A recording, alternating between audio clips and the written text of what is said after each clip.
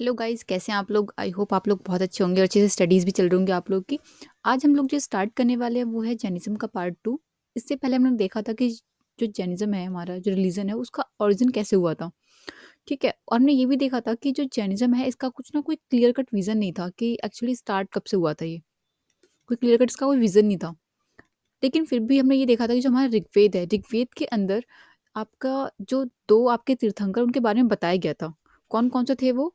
एक आपके थे ऋषभदेव और एक आपके थे अरिष्टेमी। ये 2 लोग थे जिनके बारे में बताया गया था, हमारे ऋग्वेद के अंदर, ठीक है? एक आपके थे अरिष्टेमी।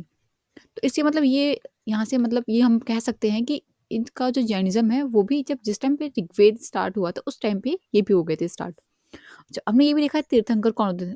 तीर्थंकर जो होते थे वो कौन थे, किसे कहा जाता है तीर्थंकर? तो तीर्थंकर को मैंने देखा था ये गॉड की तरह ये मतलब ये मानते थे, जैसे हमारे में जो गॉड होते हैं हिंदू रिलीजन के अंदर या अदर रिलीजन के अंदर, सेम इस तरीके से यहाँ पे तीर्थंकर कहा जाता था गॉड को। तो आप सब लोगों ने नाम भी सुना होगा, महावीर या वर्धमान महावीर जिनको हम कहते हैं, इनका नाम सुना होगा। तो हमने ये चीज़ें क्लासेस देखी थी और कौन कौन से हमारे इंपॉर्टेंट तीर्थंकर थे हमने वो भी देखा था, उसमें स्टार मार्क भी किया था कि जो हमारे एग्जाम के पॉइंट ऑफ व्यू से इंपॉर्टेंट थे। सो आज हम लोग देखेंगे कि आखिरकार इन तीर्थंकर की जो हमने यहाँ पे डिस्कस किया था, इनकी नीड क्या थी? ठीक है, क्या ज़रूरत पड़ी? और जिस तरीके से जैसे हमारा बुद्धिज़्म था, बुद्धिज़्म के अंदर अलग-अलग चीज़ें हमने डिस्कस की थी, सेम इस तरीके से जैनिज़्म भी है। हमारे जो 62 सेक्ट्स के अंदर सिर्फ़ हमारा जैनिज़्म और बुद्धिज़्म ही चल पाया था। ठीक है? तो देखो, यहाँ पे हेडिंग डाल दो पहले कि आखिरकार जो तीर्थंकर थे, इनकी नीड क्या पड़ी? सो व्हाई नीड ऑफ या व्हाई द नीड ऑफ, ऐसे डाल दो यहाँ पे, व्हाई द नीड ऑफ तीर्थंकर, कि इनकी नीड क्यों पड़ी तीर्थंकर की। तो देखो, हर रिलीजन के अंदर या हर रिलीजन का अलग अलग फिलोसफीज होती हैं। जैसे यहाँ पर आपका यहाँ पे बताया गया है कि जो सूल होता है, यानी कि जो आत्मा होती है इंसान की, उसका क्या होता है, उसका बार बार ना रीबर्थ होता रहता है।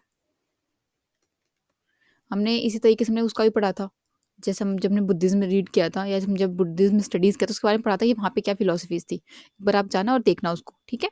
तो देखो, यहाँ पे भी इस तरीके से बताया गया है। तो हर जितने भी रिलीजन होते हैं आपके, सबकी ना एक अलग अलग कॉस्मिक साइकिल होती है।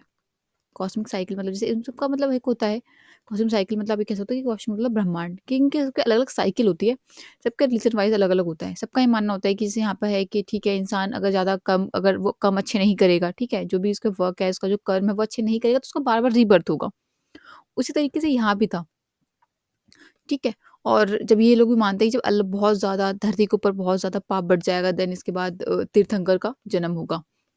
इस तरीके से हिंदू रिलीजन के अंदर भी होता है कि जिस तरीके से अगर बहुत ज़्यादा पाप बढ़ जाएगा तो फिर जैसे हमारे 4 युग थे, सुना होगा आप लोगों ने, द्वापर युग, कलयुग, त्रेता युग, मतलब ऐसे तरीके अभी जो कलयुग चल रहा है इस टाइप से।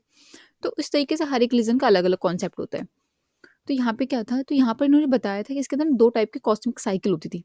मतलब 2 साइकिल टाइप की, यहाँ पे आप कह सकते हो कि 2 स्टेज में इन्होंने डिवाइड कर रखा था इसको, जैनिज़्म के अकॉर्डिंग, जैनिज़्म की फिलॉसफी के अकॉर्डिंग।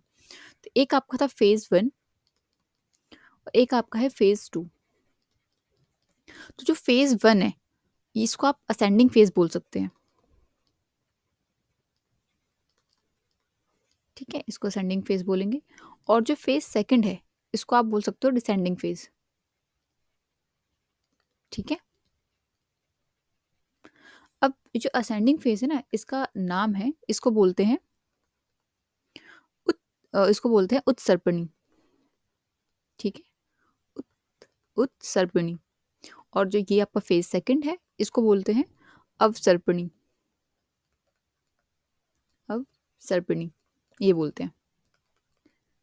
मतलब इसमें साइकिल कैसे होती है, इसमें असेंडिंग फेज में ऐसी साइकिल चलती है और डिसेंडिंग फेज में ऐसी साइकिल चलती है। अब इसको हम डिटेल में डिस्कस करेंगे आखिरकार ये उत्सर्पिणी और अवसर्पिणी है क्या, पहले इतना नोट कर लो,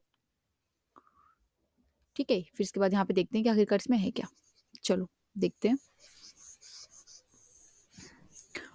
इन अलग अलग इन्होंने साइकिल वाइज या डिवाइड करके बता रखा है कि आखिर फेजेस कैसे होते हैं इसके अंदर, जो भी इनकी फिलोसफीज है उसको समझाया है इन्होंने यहाँ पर। अब देखो यहाँ पे, अब यहाँ पर देखो कि ये आपका जो है, अगर हम फेज फर्स्ट की बात करें, हेडिंग डाल लो, फेज फर्स्ट। फेज फर्स्ट कौन सा था आपका? उत्सर्पिणी, ठीक है? इसके अंदर आपकी 3 स्टेज होती हैं फेज़ फर्स्ट के अंदर। एक जो आपका फेज़ फर्स्ट है, इसमें 3 स्टेज होती हैं। एक आपका स्टेज फर्स्ट, तो इसके अकॉर्डिंग ये मानना था कि जब इंसान का या जब दुनिया बनी थी उस टाइम पे जब इंसान आए थे तो उस टाइम पे कैसा फेज था, या उस टाइम पे इंसान कैसा था? तो वो था, इन्होंने बताया हुआ है अपनी फिलोसफी के अकॉर्डिंग, सिलसिमा और सुषुमा, ये वर्ड है इनकी फिलोसफी के अकॉर्डिंग, जो डिफाइन करता है इस चीज़ को, स्टेज फर्स्ट को। ठीक है, तो इसका क्या मतलब था? इसका मतलब ये था कि जिस टाइम पे दुनिया बनी थी, जब इंसान आए थे, उस टाइम पे इंसान बहुत ज़्यादा खुश था। ठीक है, तो अब इसको ऐसे लिख लो यहाँ ब्रैकेट में कि बहुत ज़्यादा वो खुश था इस स्टेज में, स्टेज फर्स्ट में। और इसको आप और शो करने के लिए उसका अच्छा से थोड़ा सा स्माइल सिंबल बना लो, अच्छा सा। ठीक है, ऐसे कि इंसान जो था बहुत ज़्यादा खुश था जब वो फर्स्ट स्टेज में था।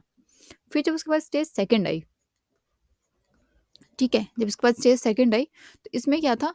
इसमें सिर्फ सुषमा बच गया, सिलसिमा खत्म हो गया। ठीक है, तो ये लिख लो कि सिर्फ ये बच गया आपका, सुषमा। इसमें क्या था? इसमें ना इंसान सिर्फ हैप्पी था। फर्स्ट स्टेज में क्या था? बहुत ज़्यादा हैप्पी था। इसमें सिर्फ हैप्पी रह गया इंसान। और इसके अलावा थोड़ा यहाँ पे स्माइली फेस टाइप का बना लो, इंसान खुश था, इस टाइप का थोड़ा सा हो गया ऐसे करके। ठीक है, क्या उतना खुश नहीं रहेगा, लेकिन ठीक है, थोड़ा हैप्पी था। तो उसके बाद जब थर्ड स्टेज आई, ठीक है, इसके बाद जब थर्ड स्टेज आई, यहाँ पे डालो कि स्टेज थर्ड में इंसान की कंडीशन क्या होगी। जब स्टेज थर्ड आई ना, तो उसमें क्या हो गया? यहाँ पर आपका सुषुमा तो था ही, साथ में धूसमा और आ गया, मतलब थोड़ा दुख आ गया जीवन में, ये कह सकते हो आप, सुषमा धूसमा आ गया, थोड़ा दुख आ गया जीवन में। तो यहाँ पे क्या था कि इंसान अब थोड़ा सा ना टेंस्ड होने लग गया। तो यहाँ पे हैप्पी तो था, लेकिन थोड़ा टेंस था।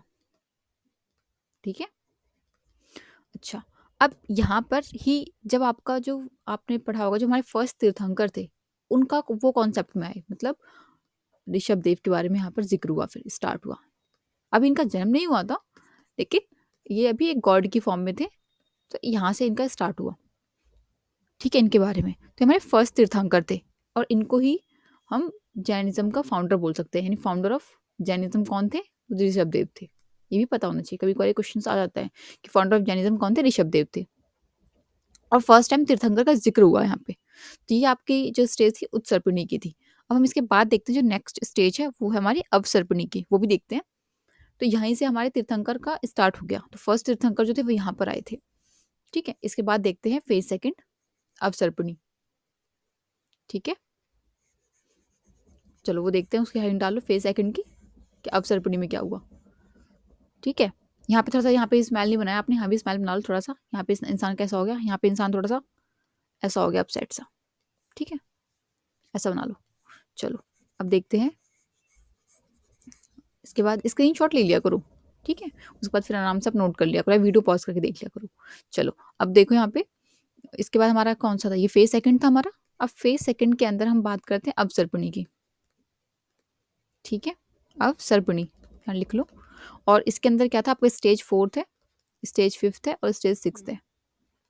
अब स्टेज फोर्थ में क्या था यहाँ पे कि जो, अब यहाँ पर पहले तो फर्स्ट वाले में क्या था, थर्ड वाले में कि सुषमा था, यहाँ पे तो सुषमा भी खत्म हो गया, यहाँ पे सिर्फ बच गया दुष्मा, मतलब दुखी बच गया, सिर्फ इंसान दुखी हो गया ज़्यादा ही। ठीक है, अब यहाँ पे हैप्पी का तो नाम ही निशान खत्म हो गया, सिर्फ ये बच गया। तो अब जो बाकी के जो आपके 21st तीर्थंकर जो थे, उस टाइम पे इनका कॉन्सेप्ट आया। ठीक है, हमने देखा था कि हमारे जो 22 तक जो थे, वो सारे के सारे हमारे गॉड की फॉर्म में थे, उनका धरती पे जन्म नहीं हुआ था। ठीक है, तो ये सारे के सारे इस टाइम पे, जो ये स्टेज फोर्थ आया दुष्मा, उस टाइम पे इन सब का जिक्र हुआ था। अच्छा, अब स्टेज जो फाइव था, फिफ्थ आया, तो यहाँ पे क्या था कि यहाँ दुष्मा तो था, एक और दुश्मन आ गया, मतलब दुखी दुख हो गया जीवन के अंदर।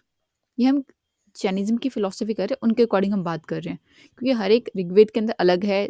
ठीक है, हानि हिंदू जो सनातन धर्म है उसके अंदर अलग है, तो अलग अलग है, सबका अलग अलग फिलोसफीज हैं, बुद्धिज्म की अलग फिलोसफीज हैं, वहाँ पे सोल का ही कॉन्सेप्ट चलता है। ठीक है, तो अभी देखो, हाँ दुश्मन दुश्मन बच गया।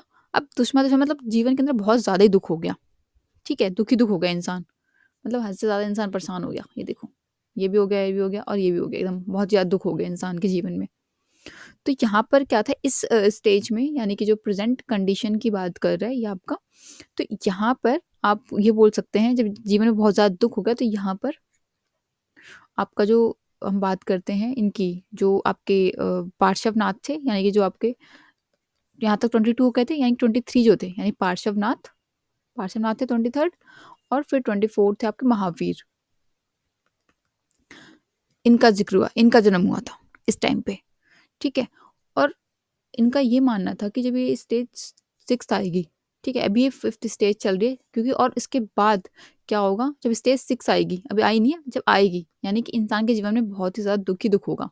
अभी दुख तो है, फिर उस टाइम पे दुश्मन, दुश्मन और दुश्मन मतलब दुख ही दुख हो, इतना दुख होगा इंसान मतलब हद से ज़्यादा परेशान हो जाएगा, बहुत ज़्यादा। इसको आप ऐसे लिख लो, आप इसको याद करने के लिए वेरी वेरी फ्रेस्ड हो जाएगा इंसान, ठीक है, कि इंसान के जीवन में दुख ही दुख इतना ज़्यादा हो जाएगा कि मतलब वो बिल्कुल ही बहुत ज़्यादा परेशान हो जाएगा, ठीक है। और जब ये स्टेज आएगी ना, यानी जब स्टेज 5th खत्म होगी, तो ये स्टेज कब आएगी, ये स्टेज आएगी आपकी 21,000 साल बाद आएगी वाली स्टेज, जो ये वाली स्टेज आएगी आपकी।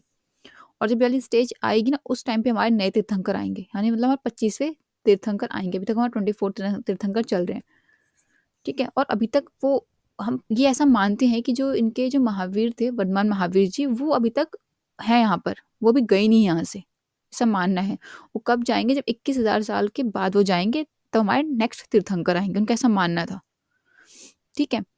तो ये सेकंड स्टेज है।